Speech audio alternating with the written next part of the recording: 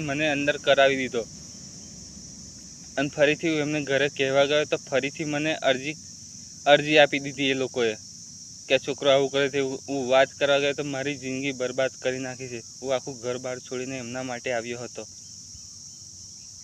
આ પ્રીતિ અને પ્રીતિના ફેમિલી પર સજા થવી જોઈએ અને આ બંસીભાઈ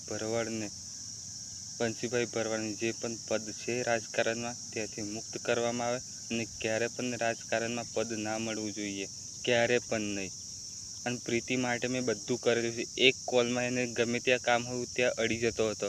એના બધા દુઃખના ટાઈમમાં એમના પપ્પાનું જ્યારે હતું ત્યારે પણ મેં એના કહેવાથી એક કોલમાં આવી જતો હતો. એનું ગમે તેવું કામ હોય, કોલેજનું, એક્ઝામનું, વેરિફિકેશન ગમે તેવું હોય, એના એક કામ માટે આવી જતો.